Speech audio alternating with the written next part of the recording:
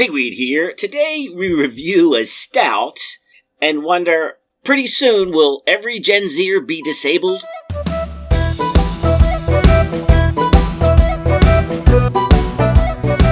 Well. Hey, good to see you. Good evening, All good right. evening. How about some beer and conversation? Well, that's a pretty fine idea. What are we having? We have a stout. Okay, delicious. All right. So, what's on your mind? Did you know, this breaks my heart, really. Yeah. Did you know 40% of the students at Stanford are classified as disabled? Wow, I've been looking for a That's new rough. business opportunity. Yeah. Maybe I should start selling and renting wheelchairs. Yeah, over in at California. Yeah, Except disabled doesn't mean what you think it means. Okay, I'm sure. right. Are you thinking of like one-armed, one-legged? Yeah, I'm blind, thinking of and disabled. like disabled. Disabled. Like That's, straight there in the word. Yeah, You know what I mean? right. No, it's not that. That's not that. That's not. Okay. That's not why we're here today. Okay. First thing we're here for is So a coworker very kindly gave me this can of Trail of Crumbs, Okay. a gingerbread stout from Seven Locks Brewing. Oh, And when I poured it, I could smell that ginger right away. Yeah, look, So, there's a little gingerbread man, in run the as snow fast as you can. on a freezing cold day like Yeah, it is today. It is. And we gingerbread got? house in the background. So what do we got here? Get in there and tell me what you got. All right. Yeah, so it's 7.2% alcohol by volume. And Seven Locks is out in Rockville. Oh, it's very good. It's got that full mouth feel, like right on the on the back end. Like after you swallow, you feel like your tongue is coated with. Yeah, but even while it's in your mouth, it's definitely rich and full for sure. Yeah. Wow, that's really good. And I can definitely taste the gingerbread. Yeah. And there's a little bit of the dark malt. Chocolate, dark chocolate. Dark chocolate, and there's also a little bit of that, just the dryness from the dark malt, but it's so, very, very good. Wow. All right. Thank you to my coworker, and thank you to Seven Locks Brewing. Well done. Keep them coming. That's delicious. Yeah, very good. All right. So if they're not one arm, one leg, one eye, whatever, what is this disability we're talking about? Yeah, so now disability has come a long way since, 1990? George Bush was the Americans with Disabilities Act. Yep. And I think that's what they had in mind. Mm-hmm. They were like, people need to, if you have a business, you need to make sure people have access to your business. Sure. And if they're in a wheelchair, you need to have a toilet that they can use. Yeah, and it was a pain in the butt for business, but it's a good thing to do. If somebody's in a wheelchair, you want the sidewalks to be so that they can use them. Like how are they going to... Door wide enough to... Right, yeah, and that all makes sense. That's good. That's good, reasonable stuff. I mean, you don't have to, right? It's not like every restaurant has to have a Braille menu. Yeah. You know what I mean? Yeah. It's reasonable accommodation, Yes. which is what we'll get into. Right.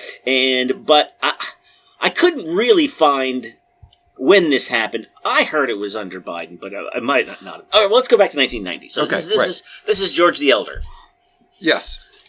And it was a reasonable thing to do, to try to expand access for people who have disabilities to the marketplace and to be able to live, Public accommodations, employment, right. transportation, Yep. state and local government, and services, telecommunications. And it's hard to know where to draw the line, because as you said, you can't accommodate every single possibility. Yes. Right? But there are some basic things you can do. You can have a wheelchair ramp, Yeah. Yeah.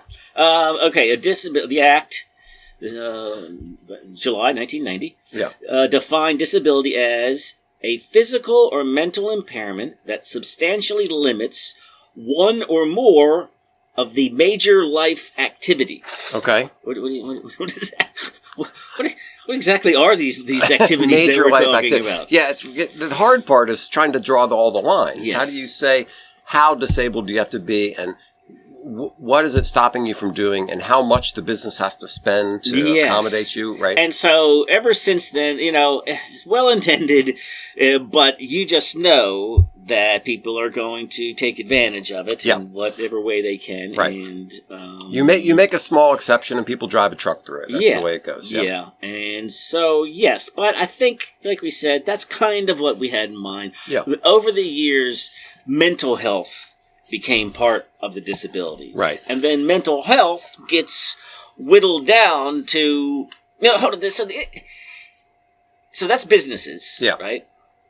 Then there's disability payments saying you are unfit to work. Yeah. And then there's employer accommodation. Right. So, and they also say in hiring, but it's like, all right, this job is very specifically a standing job, and a job that requires 40 pounds of lifting. Yeah. We can't accommodate that if you can't do those things, right? I mean, I think you're a truck driver. You have to be able to drive a truck, right? So there are certain things that you really can't accommodate. Yeah. However, if you're being a receptionist and you're sitting at a desk, and you need to sit in a wheelchair, well, we can accommodate that. And a wheelchair won't fit under this desk, but we'll make another desk. I mean, that's a perfectly reasonable accommodation. But so it's hard to draw these lines to figure out how far you have to go to accommodate things. But that's not really the problem that we're talking about today. It is not. And let's let me see. How do you let's save the Gen Zers and go back to how this subject got on my radar. Okay. In 2023, I'm listening to local radio, and they're talking about the end of COVID and the time to get back to work. Yeah.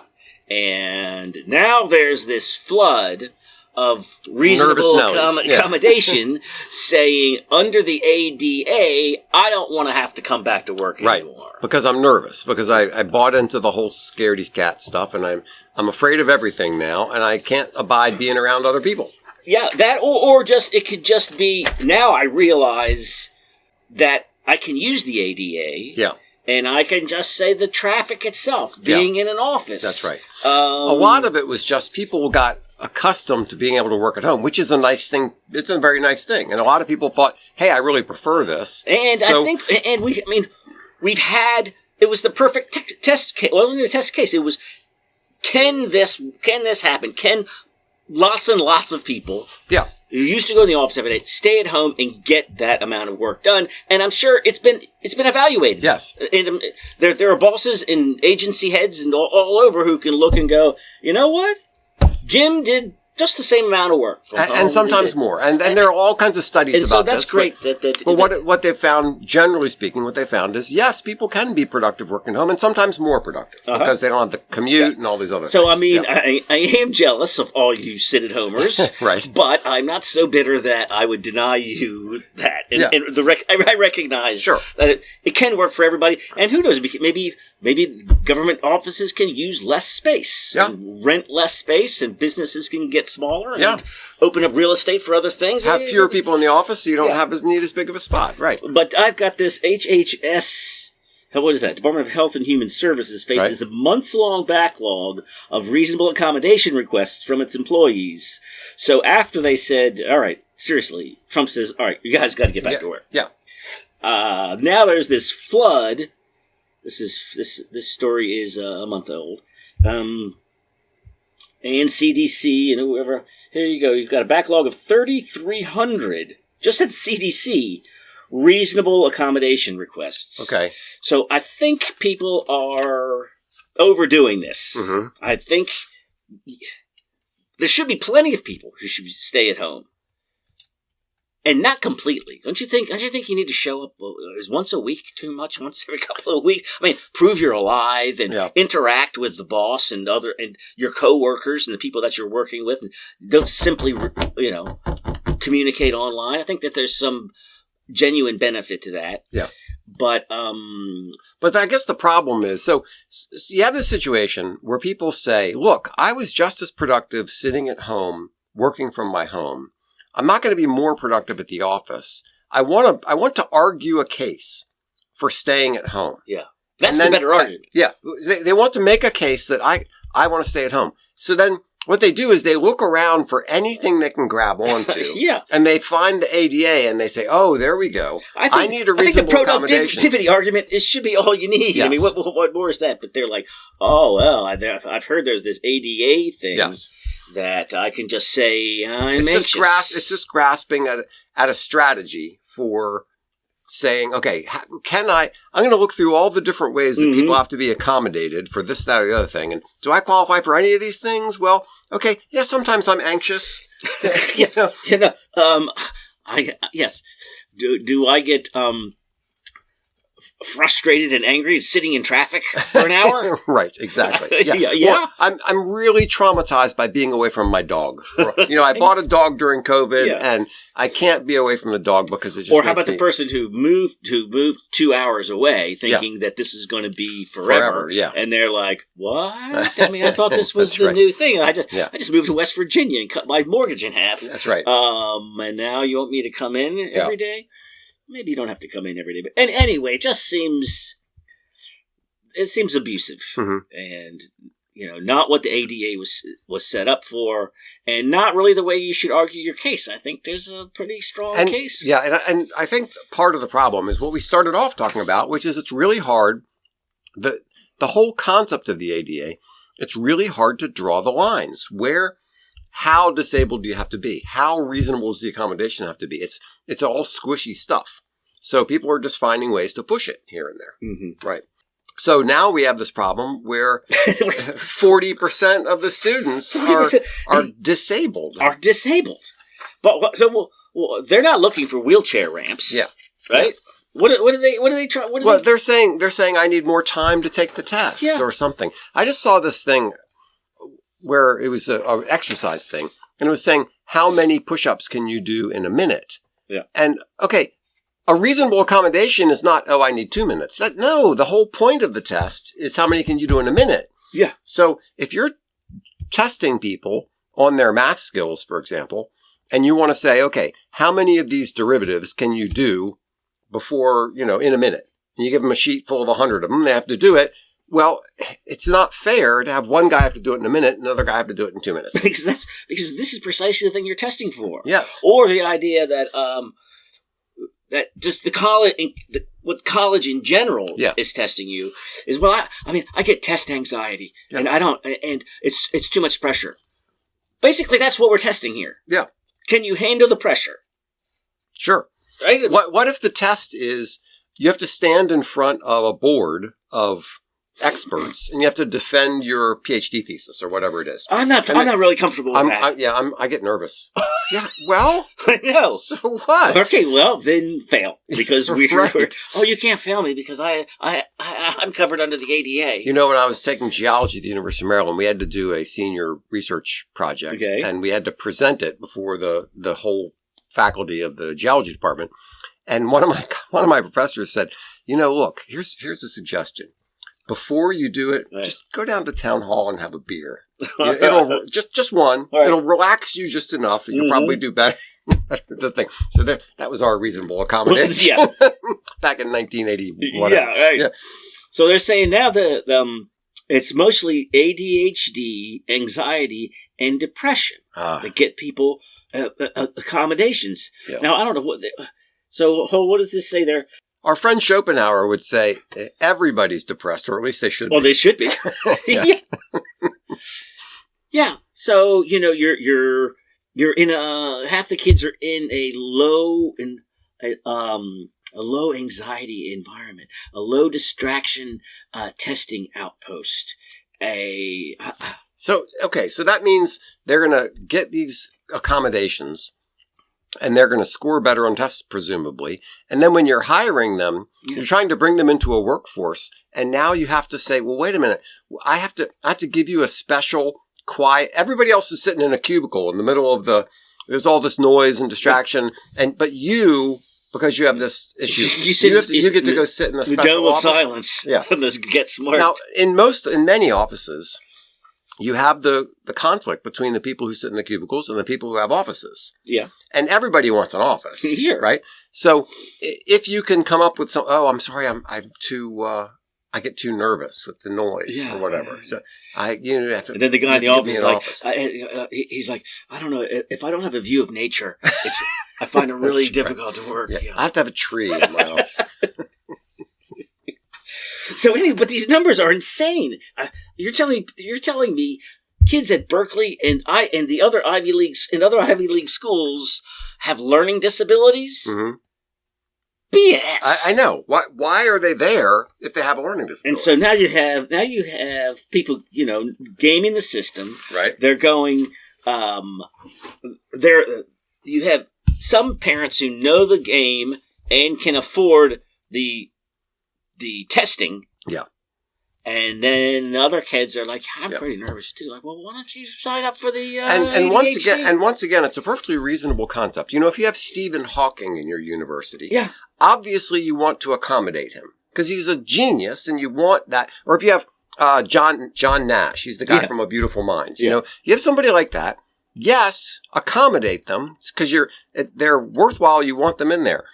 So the basic idea of accommodating mental, physical, whatever disabilities absolutely is a good idea. But unfortunately, it turns into this game where everybody tries to push it too far. Don't the smartest people in the country understand incentive structures? Yeah, right. You'd think they would. Like, right? If you're going to give people an advantage for this, guess what you're going to get more of? Oh, you're going to get a lot more of that. Yeah. Yes. What the hell? I know. It doesn't make any sense. But, then they can't say what a woman is. So there's that. The doctors who... That's right. Yeah, so, okay. I don't want to So I was just thinking about this concept from kind of a higher level. Policies, my lowbrow approach. No, I mean from a 20,000 foot view. Yeah. So policies that lower standards to help people tend to produce short-term benefits and long-term damage. Yeah. Okay. So like grade inflation at universities. Right. The idea was to avoid like crushing students' morale or whatever. But it comes to the point where grades are meaningless now. Doesn't, everybody gets an A. Or welfare programs. You want to help people escape poverty, but then people start just wanting to get the benefits and not working anymore. Generational poverty. Right. So special education. You want disabled children not to get behind, but then they overdiagnose something. All of a sudden too many people have ADHD incentivized or whatever. This, and now you're drugging kids. Now the COVID, you brought this one up, COVID emergency measures. You want to protect people during a crisis, but then it turns into this semi-permanent thing where now we all get to have all these things. So all these different kinds of accommodations like that, they start off with a good motive and, from a kind heart, and you're trying to help people. Yeah. But if it gets abused very, very quickly. Right. And somebody has to have the courage to just stand up and say, no, that's not what we meant by this, and cut it out. You don't really, in California, you don't have to have standing.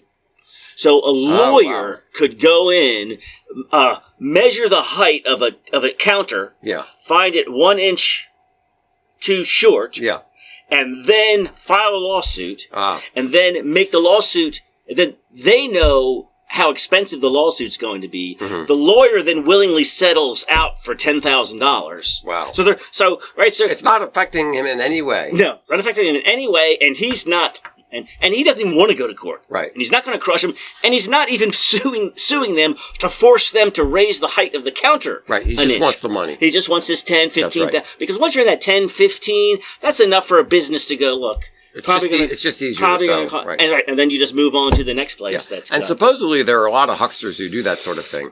That's just their business. They go around looking for restaurants that don't have ramps, and that's what they do. Yes. And to some extent, that's a good thing because you want all the restaurants to have ramps. But also, it's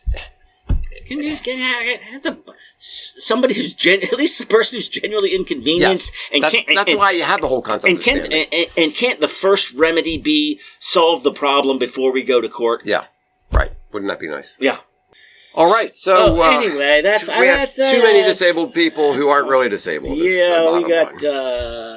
And we have too many crybaby disabilities. It seems to me. Yeah. I mean, how can you give this? Of the smartest schools used to be, how can you have such percentages? We've incentivized the whole thing. Because they're smart enough to figure out how to game the system. That's why it is. Yeah.